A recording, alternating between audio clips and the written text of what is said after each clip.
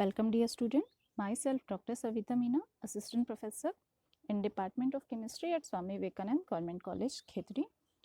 और सबसे पहले हम डिस्कस करेंगे आपकी MSc केमिस्ट्री प्रीवियस के सिलेबस के बारे में। तो आपका जो पेपर फर्स्ट है इनऑर्गेनिक केमिस्ट्री है, second organic chemistry, paper third है फिजिकल केमिस्ट्री, पेपर फोर्थ है स्पेक्ट्रोस्कोपी, पेपर फिफ्थ है मैथमेटिक्स फॉर केमिस्ट। जिन स्टूडेंट्स के पास बायोलॉजी था BSc में और बायोलॉजी फॉर केमिस्ट जिन स्टूडेंट्स के पास मैथमेटिक्स था BSc में। पेपर फोर्थ है कंप्यूटर। तो मैं डिस्कस करने जा रही हूँ इनऑर्गेनिक केमिस्ट्री के चैप्टर्स, और इनऑर्गेनिक केमिस्ट्री के हम जो कुछ सिलेबस में देख लेते हैं कौन कौन से चैप्टर इंक्लूडेड हैं। आपके जो फर्स्ट यूनिट है इसमें है symmetry and group theory in chemistry. Unit second में है stereo chemistry and bonding in main group element, compounds, metal ligand bonding and metal pi complexes. And fourth one is the metal cluster. In unit third, there is a chapter electronic spectra and magnetic properties of transition metal complexes. Unit third का second chapter है metal ligand equilibria in solution. Fourth है reaction mechanism of transition metal complexes.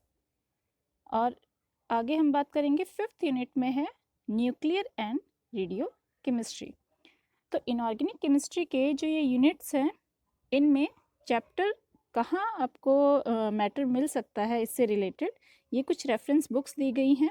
जो book suggested हैं ये आप देख सकते हैं। Chemical application of group theory F.A. Cotton, advance inorganic chemistry F.A. Cotton. तो ये सारी बुक्स आप देख सकते हैं अपने सिलेबस कवर करने के लिए।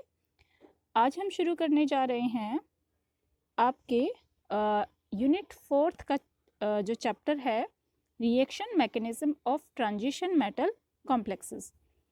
तो इनके बारे में हम स्टेप बाय स्टेप सारे टॉपिक्स कवर करेंगे। चैप्टर है reaction mechanism of transition metal complexes. Topic है एनर्जी प्रोफाइल डायग्राम। तो एनर्जी प्रोफाइल डायग्राम क्या है, इसके लिए हम यहाँ पर एक रिएक्शन से इसको एक्सप्लेन करना चाह रहे हैं।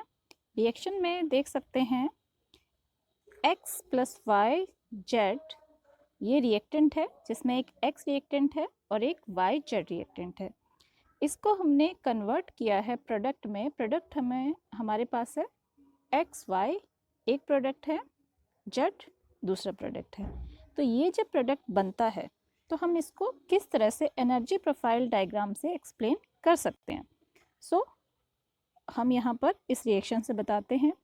स्टार्टिंग में हम देखेंगे कि जो X और YZ है, ठीक है, इनका अपना कुछ पर्टिकुलर अमाउंट होता है।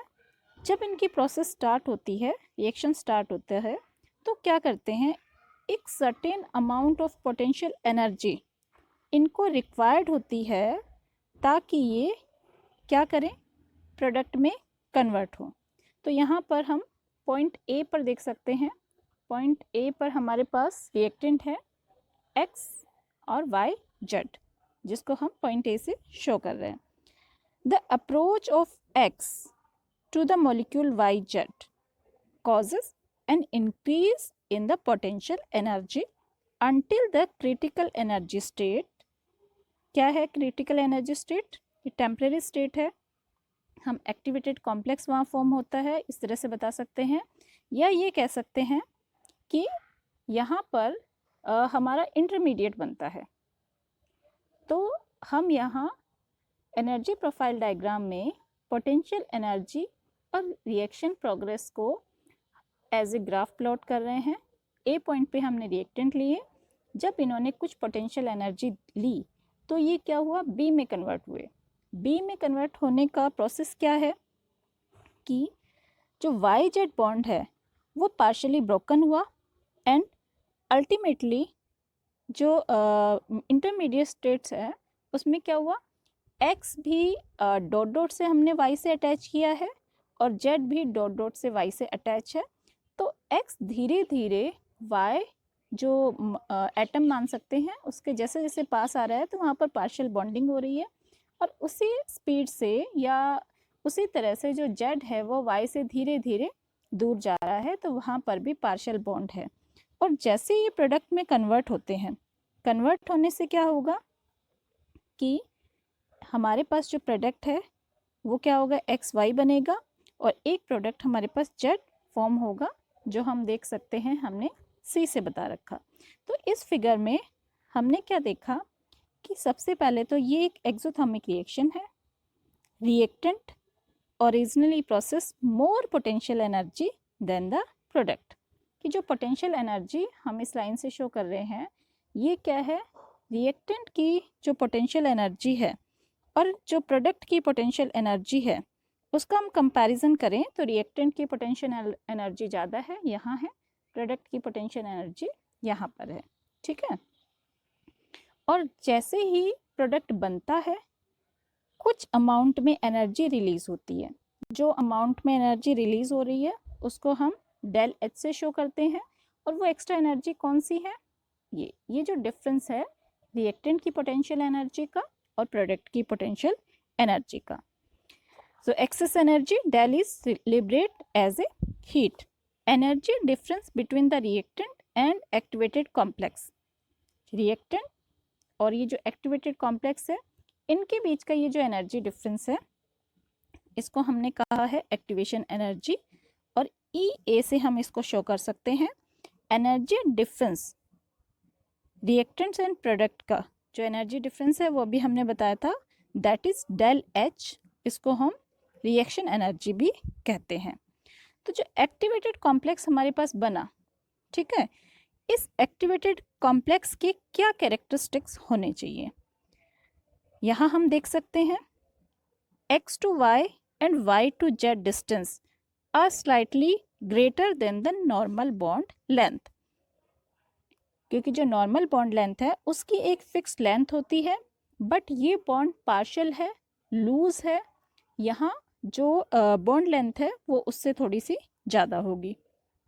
सेकेंड पॉइंट क्या है, it is not a true molecule, the bond being partial, it has the maximum energy and hence is the most unstable and very short lifetime। जो एक्टिवेटेड कॉम्प्लेक्स बना है, एक तो उसकी एनर्जी सबसे ज़्यादा है जो हम ग्राफ में देख सकते हैं, इसलिए ये क्या है, सबसे ज़्यादा अनस्टेबल कंपाउंड है, और इसकी जो लाइफ होती है, मतलब एक्टिवेटेड कॉम्प्लेक्स बहुत देर तक नहीं रह सकते हैं, वो जल्दी ही प्रोडक्ट में कन्वर्ट हो जाते हैं, तो वो बहुत शॉर्ट होती है। उसके बाद नेक्स्ट हम बात करते हैं, इस ग्राफ में हम देख सकते हैं ये एक एंडोथर्मिक रिएक्शन है, एनर्जी प्रोफाइल वैसा ही है, चेंज क्या है, चेंज ये है, ये यहाँ हमने रिएक्टेंट लिए जो हमने लास्ट उसमें एक्सोथर्मिक रिएक्शन में भी दिखाए थे, इसी तरह से यहाँ पर पोटेंशियल एनर्जी लेकर ये एक्टिवेटेड कॉम्प्लेक्स बना। एक्टिवेटेड कॉम्प्लेक्स बनने के बाद में जैसे ये प्रोडक्ट में कन्वर्ट होते हैं, प्रोडक्ट में कन्वर्ट होने पर जो इनकी पोटेंशियल एनर्जी है, जो प्रोडक्ट की पोटेंशियल एनर्जी है, वो रिएक्टेंट की पोटेंशियल एनर्जी से ज़्यादा होती है। इसका मतलब पोटेंशियल एनर्जी ज़्यादा है तो इसको एक्स्ट्रा हीट की रिक्वायरमेंट है, प्रोडक्ट बनने के लिए एक्स्ट्रा हीट की रिक्वायरमेंट है, और इन दोनों का जो एनर्जी डिफरेंस है उसको हम डेल एच से शो करते हैं। तो इस तरह से एंडोथर्मिक रिएक्शन और एक्सोथर्मिक रिएक्शन में जो पोटेंशियल एनर्जी है उसका डिफरेंस होता है।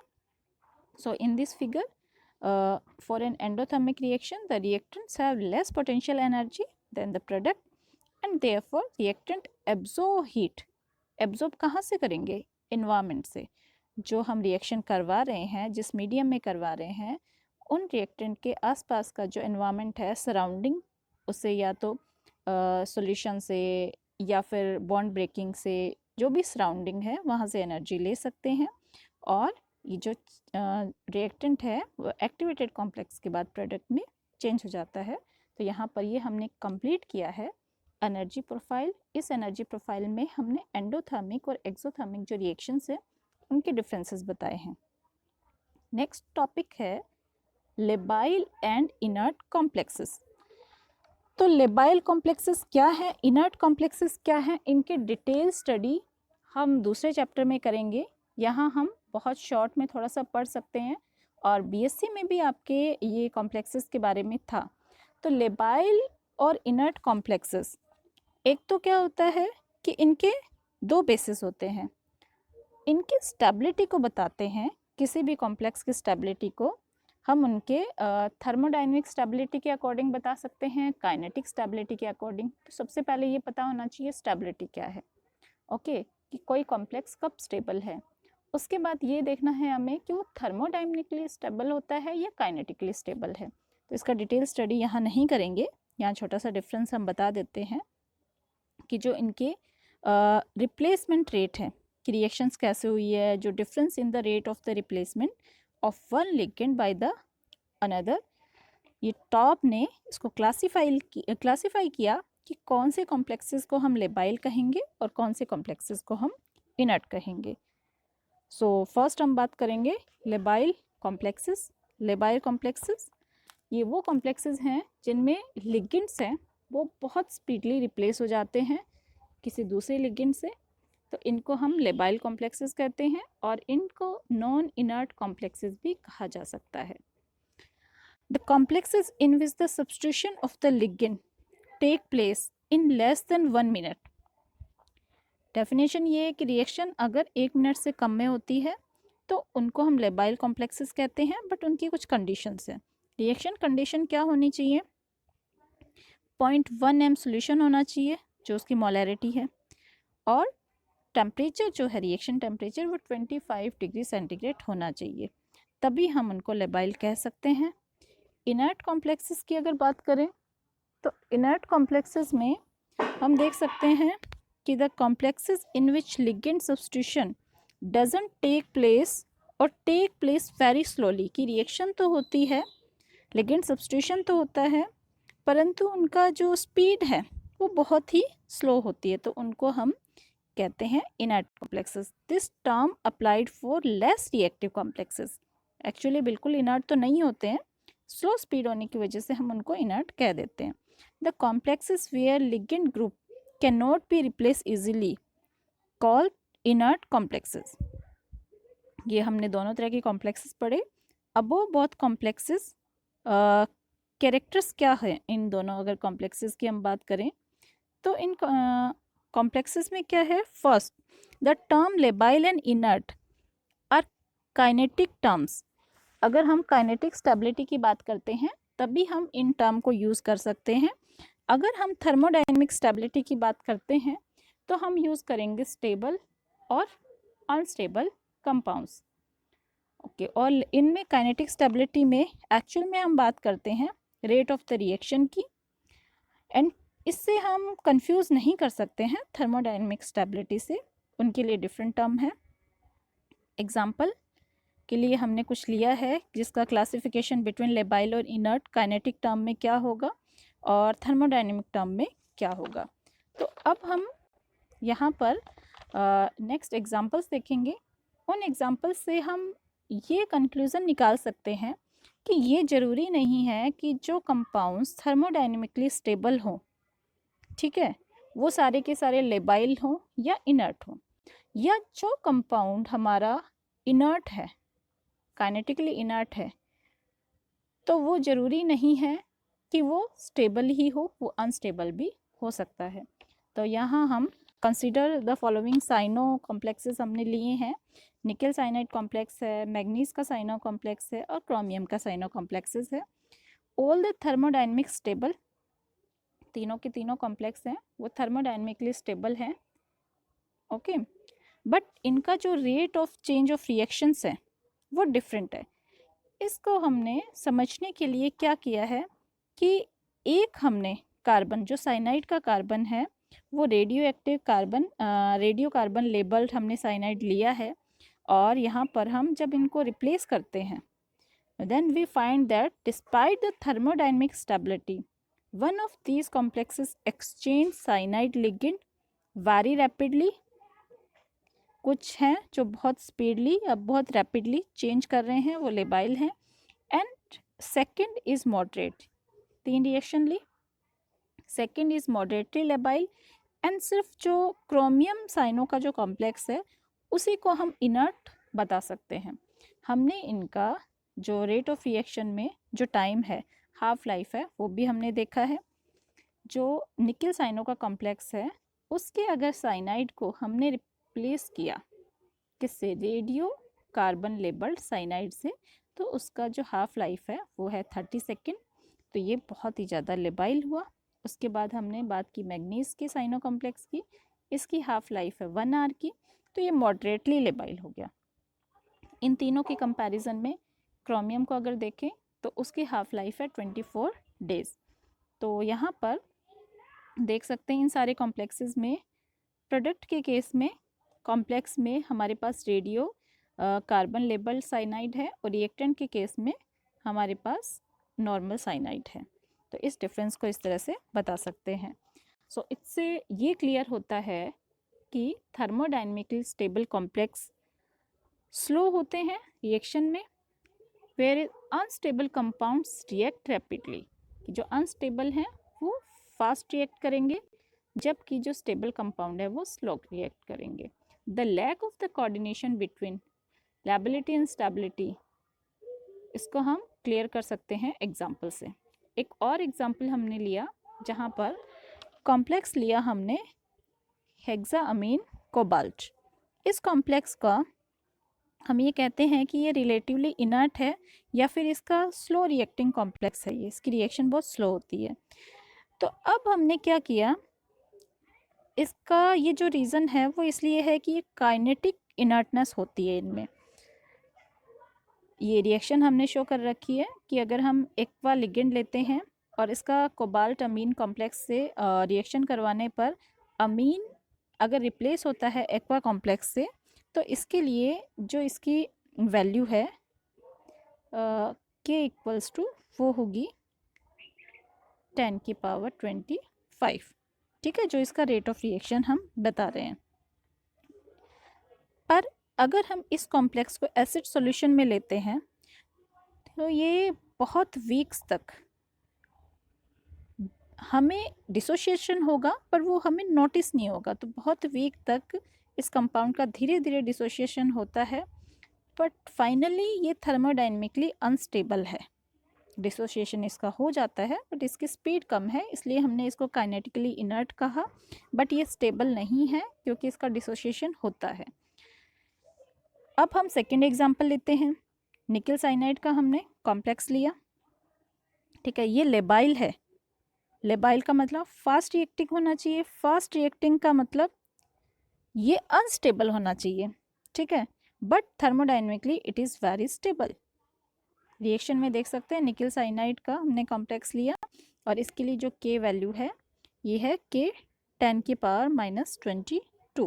तो इससे पता चल रहा है कि बहुत ही फास्ट रिएक्शन हो रही है, लेबाइल है। The complex which is thermodynamically stable can labile and one which thermodynamically unstable can be inert. Hence, thermodynamical stability and kinetically stability are different from each other. हम मिक्स नहीं कर सकते हैं कि अगर थर्मोडायनेमिकली अनस्टेबल है इसका मतलब वो लेबाइल ही होना चाहिए, या फिर थर्मोडायनेमिकली स्टेबल है तो इसका मतलब वो इनर्ट ही होना चाहिए, ऐसा जरूरी नहीं है। नेक्स्ट हम टॉपिक की बात करते हैं, electronic configuration and liability of a complex. Top further suggested a relationship between the d electron configuration of the metal and lability of the complexes according to Top on the basis of valence bond terminology। तो यहाँ पर कुछ examples दिए गए हैं, इनको हम देख सकते हैं। तो टॉप ने क्या सजेस्ट किया, टॉप ने सजेस्ट किया कि one or more empty d orbital are labile, कि जिसमें एक या एक से अधिक एम्प्टी डी ऑर्बिटल्स होंगे वो लेबाइल होंगे, और no empty inner d orbital, जिनमें इनर में जो इनर ऑर्बिटल्स हैं वो कोई भी एम्प्टी नहीं है तो वो इनर्ट होंगे। अब एग्जांपल से हम देखते हैं, टाइटेनियम का हमने एग्जांपल लिया है। टाइटेनियम का एक्वा कॉम्प्लेक्स है, इस एक्वा कॉम्प्लेक्स को हम यहाँ देख सकते हैं, ये इलेक्ट्रॉनिक कॉन्फ़िगरेशन लिखा है। इलेक्ट्रॉनिक कॉन्फ़िगरेशन में हम देख सकते हैं कि यहाँ पर ये हमारे इनर ऑर्बिटल्स डी के यूज़ आ रहे हैं। ये जो इलेक्ट्रॉन्स है ये लिगेंड के इलेक्ट्रॉन्स है सारे। जो मेटल का इलेक्ट्रॉन है टाइटेनियम का ये एक इलेक्ट्रॉन है, तो हमारे यहाँ पे क्या है, d ऑर्बिटल्स हमने देखा कि एम्प्टी है, ठीक है, ये हमारा इनर ऑर्बिटल कॉम्प्लेक्स हुआ। Since 2 of the inner d orbitals are empty, 2 inner orbital empty हुए, the complex ion will be labile. भाई एक या एक से अधिक एम्प्टी d ऑर्बिटल्स होंगे तो कॉम्प्लेक्स लेबाइल होगा। ये इलेक्ट्रॉन डोनेटिंग के लिए ये 2 हमारे पास ऑर्बिटल काम में आए। इस एक ऑर्बिटल में ऑलरेडी इलेक्ट्रॉन्स हैं, बट 2 ऑर्बिटल हमारे पास खाली हैं, कॉम्प्लेक्स हुआ लेबाइल। सेकेंड एग्जाम्पल लेते हैं वेनेडियम का एक्वा कॉम्प्लेक्स। यहाँ पर हम देख सकते हैं D3 3 इलेक्ट्रॉन हैं, ठीक है, और ये जो 2 ऑर्बिटल्स हैं ये बॉन्डिंग में पार्टिसिपेट कर रहे हैं। तो since there are no vacant d orbital, कौन से, इनर d ऑर्बिटल, तो it will be inert. Next titanium का हो गया, वेनेडियम का हो गया। अब हम बात कर रहे हैं आउटर ऑर्बिटल में हमने कॉम्प्लेक्स लिया आयरन का, हेक्सा एक्वा आयरन कॉम्प्लेक्स। तो यहाँ हम देख सकते हैं आउटर ऑर्बिटल्स हमारे यूज़ में आ रहे हैं। अब आउटर ऑर्बिटल यूज़ में आ रहे हैं तो ये हम देख सकते हैं जो हमारा कॉम्प्लेक्स है, the outer orbital complex will be labile. अगर आउटर ऑर्बिटल कॉम्प्लेक्सेस हैं तो वो लेबाइल ही होंगे। And the inner orbital complexes, एक और हमने एग्जांपल लिया है, तो इस एग्जांपल में हम देख सकते हैं जो साइनो कॉम्प्लेक्स है आयरन का, ठीक है, उसके साथ हमारे आउटर ऑर्बिटल यूज़ में, इनर ऑर्बिटल यूज़ में आ रहे हैं, बट इनर ऑर्बिटल सारे फिल्ड हैं, तो ये हुआ हमारा इनर्ट कॉम्प्लेक्स। तो आयरन जो है उसके इनर्ट कॉम्प्लेक्सेस भी होते हैं, आयरन के लेबाइल कॉम्प्लेक्सेस भी होते हैं। डिपेंड करता है कि जो हमारा लिगेंड है वो कैसा है, हमारे इनर डी ऑर्बिटल यूज़ आ रहे हैं या फिर आउटर डी ऑर्बिटल यूज़ आ रहे हैं। Ion form both inner as well as outer orbital complexes according to Top's rule. The outer orbital complexes iron aqua is labile, while the inner orbital complexes cyano is inert. Next, top classification can be explained on the basis of the molecular orbital terminology. Complexes with metal having vacant easy orbital will be labile if one of the T2G orbital is empty, and second B, inert if all the 3 T2G orbital are occupied. Labile किस case में होंगे, अगर एक भी electron, एक भी orbital of T2G, जो T2G orbital है अगर वो खाली है, ठीक है, उस केस में ये जो कॉम्प्लेक्सेस है लेबाइल होंगे, बट EG उसके लिए वेकेंट होना चाहिए। सेकेंड केस है इनर्ट होंगे अगर T2G सारे ही ऑक्यूपाइड हैं। उसके बाद complex with a metal having one or more e g electron will be labile, and those be with empty e g orbital will be inert. ये एग्जांपल्स दिए हैं, ये स्टूडेंट्स आप लोग देख सकते हैं। इन एग्जांपल्स को देखने के बाद में अगर कुछ प्रॉब्लम होती है तो हम डिस्कस करेंगे। ये आप पढ़ के देखिए सारे एग्जांपल्स। इनमें एट द लास्ट आपको क्या मिलेगा कि टॉप के अकॉर्डिंग ये है कि मेटल आयन जिनमें एक इलेक्ट्रॉन हो इजी ऑर्बिटल में या less than 3 electron in D orbital, वो एक्सपेक्ट किया जाता है कि लेबाइल ही होंगे। तो अगर ईजी में एक इलेक्ट्रॉन हो और या फिर पूरे ही जो टोटल इलेक्ट्रॉन्स हैं वो 3 से कम हो तो वो लेबाइल होंगे। उसके अलावा जितने भी कॉम्प्लेक्सेस हैं वो इनर्ट होंगे। तो ये टॉपिक यहीं कंप्लीट करते हैं और नेक्स्ट क्लास में हम पढ़ेंगे नेक्स्ट टॉपिक